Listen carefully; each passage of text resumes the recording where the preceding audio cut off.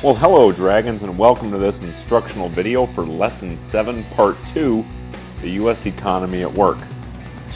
The main idea behind this economics lesson is the features of the free enterprise system assist the economy in reaching 6 main goals. With that in mind, by the end of watching this video, you'll be able to describe how nations decide how to use scarce resources, list and define the major goals of the U.S. economy, and explain why economic goals sometimes conflict. Now that the outcomes for this lesson have been shared with you, let's get started.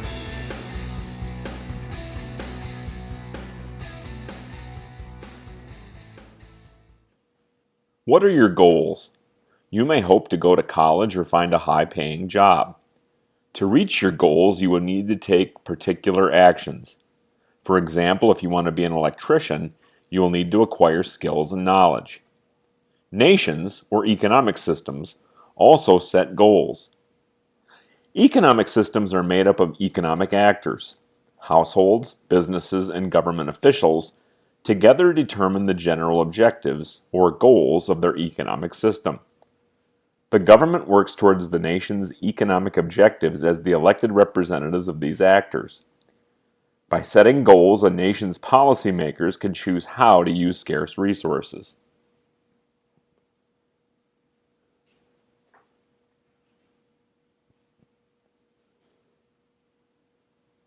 The United States has 6 major goals for its economy, many of which are also held by other nations around the world.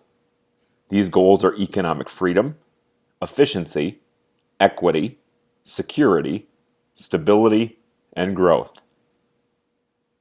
Maintaining freedom of choice in the marketplace is at the heart of economic freedom.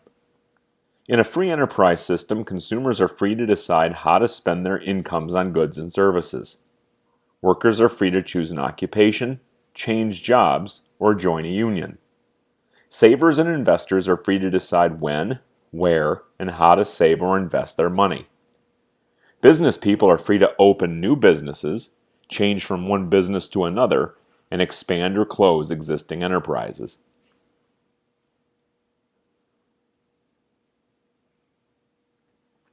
The goal of economic efficiency has to do with efforts to make the best use of scarce resources. Economic efficiency can be measured by how many goods and services a nation's workers produce. The more products each worker produces, the more efficient the economy will be.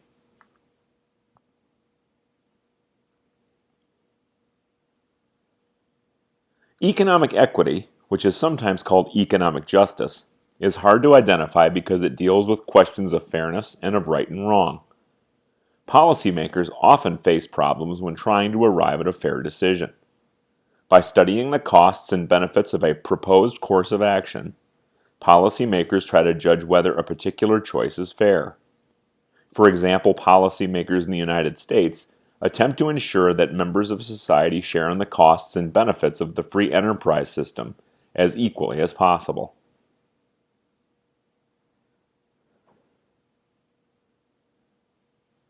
The goal of economic security refers to a nation's efforts to protect its members from poverty, business and bank failures, medical emergencies, and other situations that would harm the economic well-being of individual citizens and the nation as a whole. Economic security can result from individual and government actions.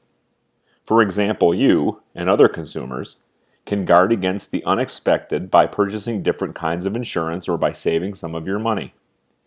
On the government level, federal, state, and local governments can promote economic security through such actions as providing unemployment compensation, insuring bank deposits, and giving economic assistance to troubled businesses.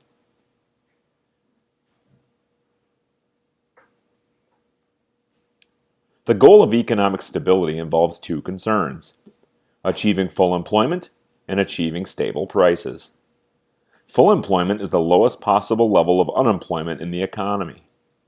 Although there will always be some amount of unemployment as workers move and change jobs, and as new businesses open and others close, economic stability focuses on keeping the level of unemployment as low as possible. The other element of economic stability is price stability. Price stability is achieved when the overall price level of the goods and services available in the economy is relatively constant. Price stability refers to the prices of all products taken together, not to changes in the price of an individual product.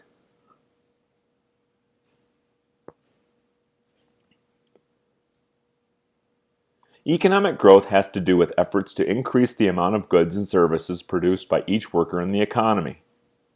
The difference between simply increasing the economy's production and increasing the production from each worker is important. If the total number of workers increases more quickly than total production, on average each worker produces less. Lower production from each worker means that fewer goods and services are available for each person to consume. A decrease in the number of available goods and services results in a decline in a nation's standard of living. Standard of living refers to people's economic well-being.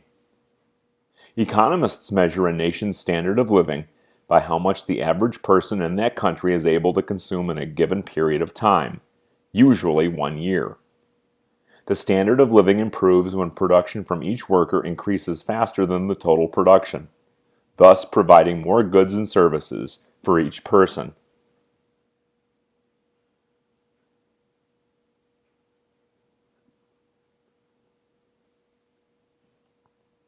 Are you able to pursue all of your personal goals at the same time? Probably not. Sometimes you may have to decide that one goal is more important than another. For example, you may want to go to college and buy a car.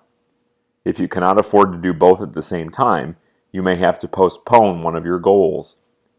Although you can work toward more than one goal over a period of time, you may have to make trade-offs at one particular point in time. The goals of the economic system also can be affected by trade-offs.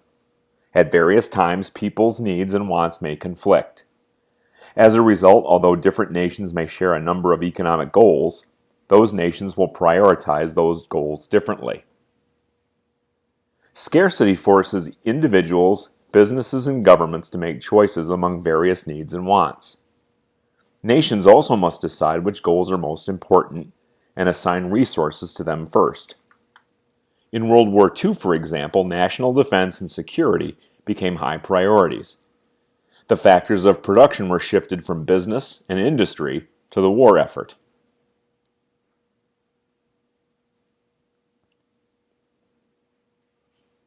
Policymakers at all levels must decide which goals are most important according to the particular needs and wants of the time. For example, during the 1970s, dramatic price increases encouraged many people in the United States to focus on economic stability. During the 1980s, however, concerns about unemployment and low productivity encouraged U.S. policymakers to focus on economic security and economic growth.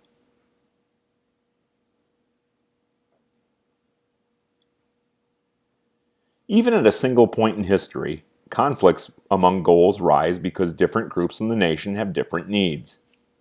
Low-income workers or the elderly, for example, generally are more concerned with economic security and equity than with other economic goals. Many business people, on the other hand, want to emphasize economic growth and efficiency.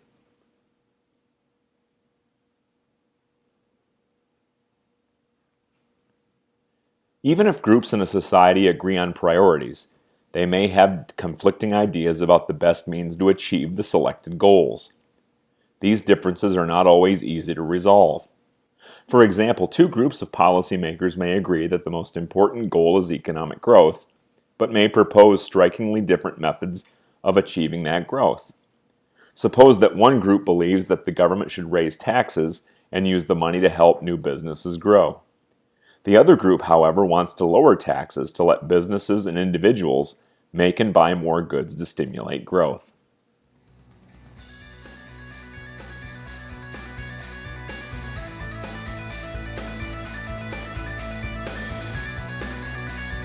So that's the way it is with Lesson 7, Part 2, the U.S. Economy at Work. At this point, you should know that economic goals are economic freedom, efficiency, equity, security, stability, and growth, and economic systems will prioritize their goals to meet their needs based on given priorities and possible solutions. Don't forget to subscribe to my channel to have the entire catalog of economics videos available at your fingertips. Click the subscribe button, then click the follow bell to receive notifications as to when the channel is updated.